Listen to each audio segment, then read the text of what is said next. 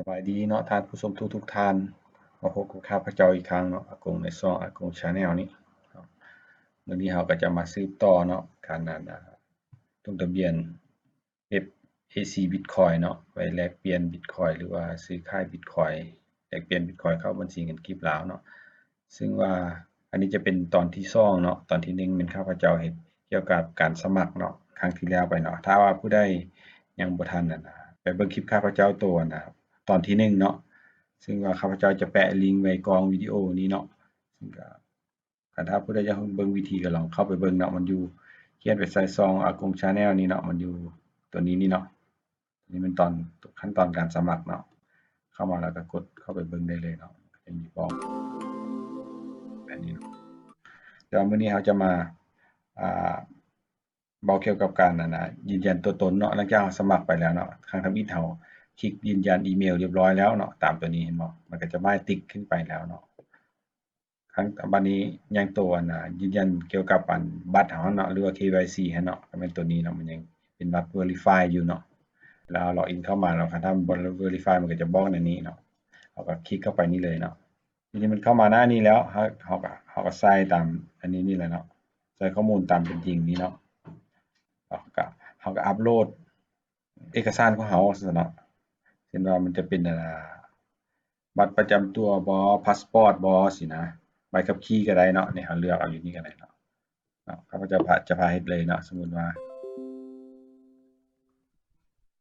อันนี้มัน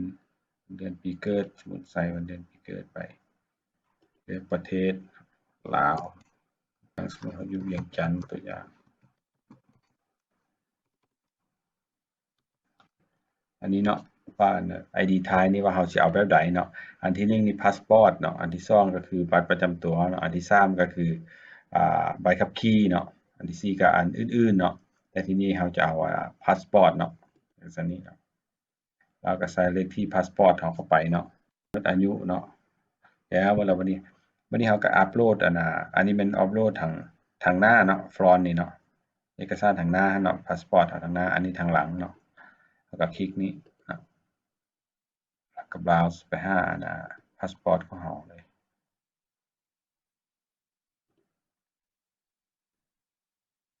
ใส่เรียบร้อยแล้วเนาะเราก็กด submit นี่เนาะ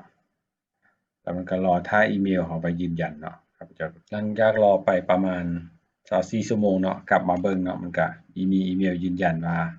เราทำ KYC เนาะหรือว่าอันนั้นสำเร็จแล้วนี่เนาะมันก็ให้เราสามารถเข้าไปทำธุรกรรมได้เนาะแต่ว่าก่อนเราสิ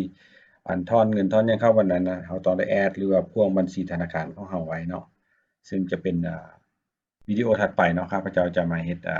เกี่ยวกับการพ่วงบัญชีธนาคารของเราเนาะเพื่อจะโอนเงินเข้าโอนเงินออกจากบัญชีธนาคารของเวลามีการแลกเปลี่ยนแล้วเนาะ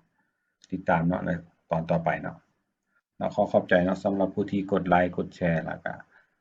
กด Subscribe แล้วก็กดแจ้งเตือนเนาะ